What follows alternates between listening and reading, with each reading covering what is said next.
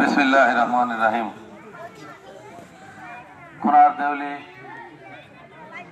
প্রাথমিক বিদ্যালয়, সরকারি প্রাথমিক বিদ্যালয় মাঠে এই উঠান বৈঠকের সম্মানিত সভাপতি, আমাদের মাঝে উপস্থিত আপনাদের এই এলাকার কৃতি সন্তান, যিনি বিএনপির প্রতিষ্ঠা লগ্ন থেকে নেতৃত্ব দিয়ে বিএনপিকে এখনো অভিভাবকের দায়িত্ব পালন করছেন। এই পূর্বাঞ্চলে যেখানেই যায় মানুষ যার সুনাম করে, যার কাজের সুনাম করে, আমাদের সকলের পরিচিত জনাব শামসুল আলম চেয়ারম্যান সাহেব, উপস্থিত অন্যান্য নেতৃবৃন্দ, আমার পিতৃতুল্য মুরব্বিয়ান, মা বোনেরা, আমার শিশু বাচ্চারা, ছাত্র ভাইরা, আসসালামু আলাইকুম। এই জায়গায় আমি আর কি বক্তব্য দিব? আপনাদের সামনে বক্তব্য রাখছেন আজকে আমাকে নিয়ে পুরা ঘাটাইলে যিনি ঘুরতেছেন, আমার অত্যন্ত শ্রদ্ধেয় নেতা জনাব শামসুল আলম চেয়ারম্যান সাহেব। তার নিজের ওয়ার্ড হচ্ছে, ওই যে বললাম পাহাড়ের যেখানেই যাই সেই তালতলা গেলেও মানুষ বলে যে শামসুল চেয়ারম্যান সাহেব নিয়ে আইসি, সাগর দিকে গেলেও বলে নিয়ে আইসি, দেওয়াপাড়া গেলে কয় ওনারা নিয়ে আইসে। তাইলে সব এলাকার মানুষ আবার গেলে বলে যে এই রাস্তাটা কিন্তু ওই চেয়ারম্যান সাহেব করে দিচ্ছে। বয়স্ক মুরব্বীরা আইসা ধরে এই যে রাস্তাটা কিন্তু অমুকে করে দিছিল, মাটির রাস্তা, তখন তো রাস্তাই ছিল না। তাইলে সেই ব্যক্তির এলাকায় আইসা আমারা নিয়ে আসছে, এক সময় 91 সালে একজনে নিয়ে আইছিল, সে তো 91 সালে রাজনীতি করতো না, তাই না? কেউ চিনতেও না। আমি তো 30 বছর জেল জুলুম রাজনীতি কইরা, জিয়া পরিবারের পাশে থাইকা, দিনের পর দিন নির্যাতন সহ্য কইরা, শরীরের রক্ত ঝরা, মাথার ঘাম পাড়ায় ফেলা, এই 17 বছরের 10 বছরের বেশি সময় জেল জুলুম নির্যাতন সহ্য কইরা তারপরে ধানের শীষ নিয়ে আসছে, ঠিক না? তাইলে আজকে আমারা নিয়ে আসছে, তাহলে আমার কি আর ঘুরতে হওয়ার দরকার আছে আপনাদের কাছে? আমার বিশ্বাস যে এই কেন্দ্রে যা ভোট কাস্ট হবে, পৃথিবীতে তো সব জায়গায় বিভক্তগামী কিছু মানুষ থাকে না। নবীর বংশেও ছিল, নবীর কথা শুনে নাই, আছে না? তো এইটাই পৃথিবীর উদাহরণ যে সব জায়গায় কিছু কিছু ব্যতিক্রম বিভক্তগামী মানুষ থাকবে। তবে আমি যেটা বিশ্বাস করি, এলাকার সন্তানের সম্মান রক্ষার জন্য সবাই আপনার ঐক্যবদ্ধ থাকবেন, ঠিক না?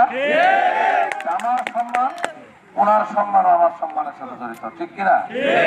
তো সেই কারণে আপনাদেরকে বলি যে আমরা এই যে ঘুরতেছি, বিএনপির তারেক রহমানের যে স্বপ্ন, এই বাংলাদেশকে নিয়ে তিনি যে স্বপ্ন রচনা করেছেন, তিনি যে বাংলাদেশকে নিয়ে এই যে বক্তব্য দিয়েছেন, আই হ্যাভ এ প্ল্যান, মানে বাংলাদেশের জন্য তার একটা পরিকল্পনা, এই বাংলাদেশের মায়েদের উন্নয়নের জন্য খালেদা জিয়ার যে উপহার, প্রত্যেকটা মা বোনের জন্য একটা করে ফ্যামিলি কার্ড, ওই কার্ডে প্রতি মাসে 2000-2500 টাকা রাষ্ট্র দিবে মায়েদের বোনেদের উন্নয়নের জন্য। এই যে কৃষকের জন্য কৃষি কার্ড, আমার সন্তানদের জন্য, বেকার যারা সন্তান তাদের জন্য 1.5 বছরে 1 কোটি বেকার সন্তানের কর্মসংস্থান সৃষ্টি করা। এই যে স্কুলগুলা, প্রাইমারি স্কুলগুলাকে মাল্টিমিডিয়া ক্লাসরুমের মাধ্যমে নতুন শিক্ষা পদ্ধতি তৈরি করা, আমাদের সন্তানদেরকে বিশ্বমানের সন্তান হিসেবে গড়ে তোলার জন্য এই যে নতুন পদ্ধতি তারেক রহমান ঘোষণা করেছেন, সেই বাস্তবায়নের পক্ষে আপনারা থাকবেন না? আমরা কি এলাকার উন্নয়ন চাই না? আমরা চাই না যে আমাদের ঘাটাল শিল্প উন্নত হোক, আমরা চাই না যে আমাদের সন্তানরা এখানে শিল্প প্রতিষ্ঠান হলে এখানে চাকরি করুক, আমরা কি এই ভাঙা রাস্তাতে চলতে চাই? আমরা যদি না চাই তাইলে আমাদের সিদ্ধান্ত নিতে হবে যে আমরা কিসে ভোট। বিএনপি তো ক্ষমতা আসতেছে ইনশাআল্লাহ, তাইলে বিএনপি যদি ক্ষমতা আসে, উন্নয়ন করতে হলে বিএনপির দলের এমপি তো দরকার। আর আমি তো আপনাদের মতো মধ্যবিত্ত ঘরের সন্তান, সারা জীবন যুদ্ধ করে যেতে এই পর্যন্ত আসছি। আমি তো ঢাকা শহরে সোনার চামচ মুখে নিয়ে জন্মগ্রহণ করি নাই, আমি তো কষ্ট করে এই পর্যন্ত আসছি।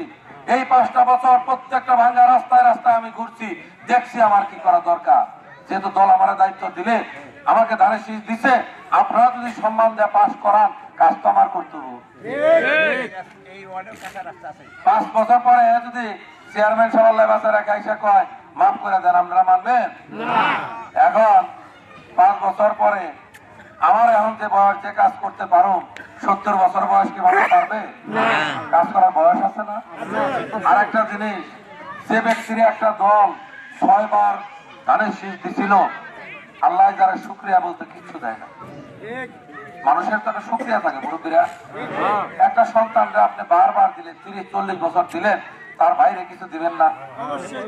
বাইরে যদি শ্রম দেয়, ঘাম দেয়, পরিবারের জন্য জীবন দেয়, আপনার পাশে থাকে দুর্দিন দুঃসময়, তারা কিছু দিবেন না? তাইলে ওই যারা আপনি এত কষ্ট করলেন, এত কিছু দিলেন, ওই সন্তান আপনি দুর্যোগ দুঃসময় আপনার পাশে থাকলো না, আপনার বিপদের দিনে একদিনও তারা পাওয়া গেল না, আপনার বিপদের দিনে শত্রুর কাছ থেকে মুক্তিযোদ্ধার সার্টিফিকেট নিল, সেই সন্তান দিয়ে আপনার কোনো লাভ আছে? তাইলে যারা আপনি ত্যায্যপুত্র করছেন, সে যদি কিছু হয় আপনার শুধু থাকলে আপনি তারা কিছু দিবেন? বরঞ্চ যারা বানাবো তাদের উপরে আপনার রাগ হবে, গুসা হবে, ঠিক না? তাইলে আমাদের উন্নয়ন যদি করতে হয়, এই জিয়া পরিবার, তারেক রহমান আমারও যতটুকু ভালোবাসে, এই যে বিএনপির যত মন্ত্রী হবে তারা একসাথে, আমি একসাথে জেল কাটছি, জুলুম কাটছি, আমারা যেভাবে ভালোবাসে, আমি যদি চাই 10 টাইম পেজা না করতে পারবো, আমি তো একাই তা করতে পারবো না? তাহলে আমাদের কি দলাদলি দরকার না উন্নয়ন দরকার? আমি একটা কথা বলি সব সময়, যে ভাই, অন্যান্য দলের অনেক লোকে আছে যারা উন্নয়ন চায়, যারাও ঘাটালের উন্নয়ন চায়। ভাই আসেন না একটা বার আমরা দলমত ভুলে যাই। এই যে 15 বছর 16 বছর এই যে স্বতন্ত্র হওয়ার কারণে ঘাটালের কোন উন্নয়ন হয় নাই, অন্যান্য মেলা জায়গায় তো উন্নয়ন হয়েছে না? সরকার যাই থাক, স্বৈরাচার থাক, যাই থাক, বিনা ভোটে থাক, উন্নয়ন তো প্রতিদিন বছর হয়েছে। আমরা ট্যাক্সের টাকা দিচ্ছি, হয়েছে না? ঘাটালে কেন হইল না? কারণ এই ঘাটালে সরকারের সাথে কোনো সম্পর্ক ছিল না। তাইলে এখন 17 বছর লড়াই সংগ্রাম করে আমরা এই দেশে অর্জন করলাম একটা নির্বাচন। সেই নির্বাচনে বিএনপির নাম বলে যারা ধানের শীষের বিরুদ্ধে যায়, তারা কি বিএনপি হইতে পারে? আপনাদের কাছে বিচার দিলাম, বিএনপি হইতে পারে? কাজেই এরা হচ্ছে বেঈমান, বিশ্বাসঘাতক। আমি বলবো এরা হচ্ছে মুনাফিক, এরা ঘাটালের উন্নয়নের শত্রু, এরা ঘাটালের মানুষের শত্রু। কাজেই আপনারা বিবেচনা করবেন। আর অন্যান্য দলের ভাই ব্রাদার অনেকের কাছে, আমার কাছে অনেকে শরণাপন্ন হয়, কথা হয়, আমি বলি যে ভাই, একটা রাস্তা যদি ভালো হয়, খালি কি বিএনপির মানুষ এই রাস্তায় চলবো? আওয়ামী লীগ, জাতীয়বাদী, জামাত সব দলই চলবে। এখন আওয়ামী লীগ এবার নির্বাচনে নাই, নৌকা মার্কা নাই, তাই বলে আওয়ামী লীগের লোক কি দেশ থেকে চলে যাবে? আমরা এই দেশে 17 বছর থাকি নাই? আমাকে কি বিদায় করে দিছে? জেলে থাকছি, জুলুম কাটছি, সবই করছি।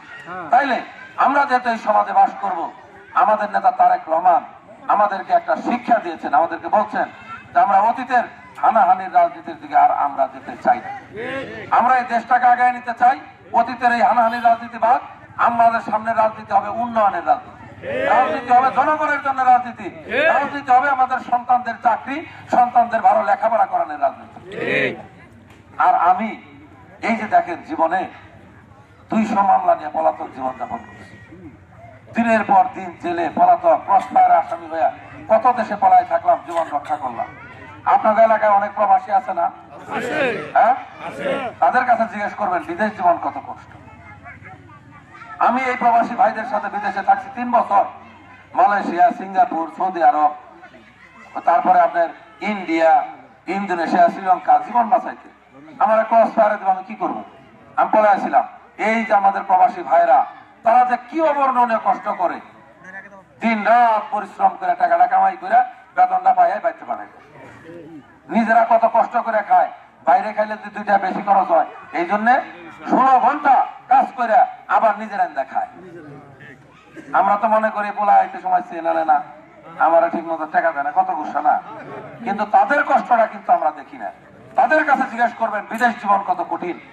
আর যার পাশে মৃত্যু দৌড়ায়, তার কেমন লাগে, তার পরিবারের কেমন লাগে। এই প্রবাসী ভাইরা আমার সান্ত্বনা দিত, রাত্রে রাত্রে কান্নাকাটি করতাম, পোলাপান ফোন দিলে কইতাম বাবা কবে আসবা, বলতাম আসবো। এই যে তারা খাওয়াইতো, তাদের সাথে থাকতাম, তাদের জীবনের সাথে আমি 3টা বছর পার করছি, তাদের কষ্ট আমি বুঝি, আমার কষ্টও তারা দেখছে। এই জন্য আপনাদেরকে বলি, এত কষ্ট করে যেহেতু অর্জনটা করছি, আর আমি যেহেতু জীবনে এত কষ্ট করলাম, ওই যে একটা পড়ছেন না, আমরা পড়ছি, কি যাতনা বিষে বুঝিবে সে কিসে, কবু 80 বিষে ধ্বংসের বিচারে। সাপের বিষ 80 বিষ, মানে সাপের বিষ একবার যারা কামড় না দিচ্ছে কি বিষের জ্বালা বুঝবে? তাহলে আমি যেহেতু 200 মামলা নিয়ে পলাতক জীবন, সন্তান, স্ত্রী, বাবা মা রেখে দিনের পর দিন পলাতক, আমার পলাতক অবস্থা, আমার বাবার মৃত্যু হয়েছে, সেই জানাজায় আমি যেতে পারি না। আমি বড় সন্তান, আর কি কষ্ট মানুষের জীবনে হবে বলেন? আমাকে হত্যা করার জন্য মেরে ফেলাই রেখে গেছে, আমার মানুষ হসপিটাল, আল্লাহ আমার বাঁচায় রাখছে। এই যে বোনাস লাইফে আমি আছি, আল্লাহ আমার বাঁচায় রাখছে, আমি আল্লাহর রাস্তায় চলি, আল্লাহরে ভয় পাই, আর কাউরে ভয় পাই। আমি বলি যা কথা দিয়ে যাবো তা করব। আমি সকল মানুষকে আহ্বান জানাইছি, ভাই একটা বার উন্নয়নের স্বার্থে ভোট দেন। আমি বলতে পারি আমার জীবনে যে কষ্ট আমি করছি, মামলা নিয়ে পলায় বেড়ানোর কষ্ট, সন্তান পরিবার রেখে পলায় বেড়ানোর কষ্ট, আমার দ্বারা একটা মানুষও সেই কষ্ট কোনোদিন ভোগ করবে না। আমি চেষ্টা করব যে সকলকে যেন তার নিজের পরিবারের সাথে দেশের সুন্দরভাবে সমাজের সাথে বাস করতে পারে। দলমত দেখার দরকার নেই ভাই, দলমত দেখা কি হবে? আমার এলাকার উন্নয়ন দরকার, আপনারা ভোট দিলে কাজ করবো। আমরা যদি ভালো কাজ করি আপনারা আরেকবার ভোট দিবেন, কাজ না করলে আরেকজনে ভোট দিবেন। এটাই তো পৃথিবীর নিয়ম। আর আমি কোথাও ওয়াদা দেই না, কারণ আমি যা করার চেষ্টা করব নিজের থেকেই করব। আমারও যদি আপনারা ভোট দেন, ওই আমানতের চেয়ার আমি ইমানের সাথে সততার সাথে যদি আমি পালন করি, তাইলে তো আমাদের কাজটা হয়ে যাবো, তাই না? আর আমি তো মধ্যবিত্ত ঘরের সন্তান, কষ্ট করে এ পর্যন্ত আসছি, আমার ঘুরা ঘুরা ঘুরা ভাঙা রাস্তায় ঘুরে অভ্যাস আছে। আমি আপনাদের বলতে পারি, তারেক রহমান মন্ত্রী পরিষদ থেকে আমি যা করতে পারবো আপনাদের আর আমার কাছে দাবি করতে হবে না। 5 বছর সময় আপনাদের কাছে যাবো না, 1 বছরেই আপনারা বুঝতে পারবেন যে একটা ছেলেকে ভোট দিয়েছিলাম, সে কাজ করা শুরু করছে, আমাদের আর দুঃখ নাই। দোয়া করে যারা এই যে উন্নয়নের বিরোধিতা করে তারাই হুন্ডা মার্কা, যারা বেইমানি করতে জানে তারাই হুন্ডা মার্কা, যারা ঘাটালের মানুষের উন্নয়ন বাধাগ্রস্ত করতে চায় তারাই হচ্ছে হুন্ডা মার্কা। যাদের মনে কোনো সবুর নাই, 70 বছর বয়সে এসে এখন আবার কয় শেষ বয়সে একটা ভোট ভিক্ষা দেন, লজ্জা করার কথা না? আরে বাবা, আপনি শেষ বয়স আল্লাহ আল্লাহ করবেন, আপনারা যে দিছিল এতদিন, এটার জন্য শুকরিয়া আদায় করবেন। না কইরা দলের বিরুদ্ধে এইভাবে নাইমা গেলেন যে দল আপনারা এত কিছু দিল, এটা কি বেইমানি না?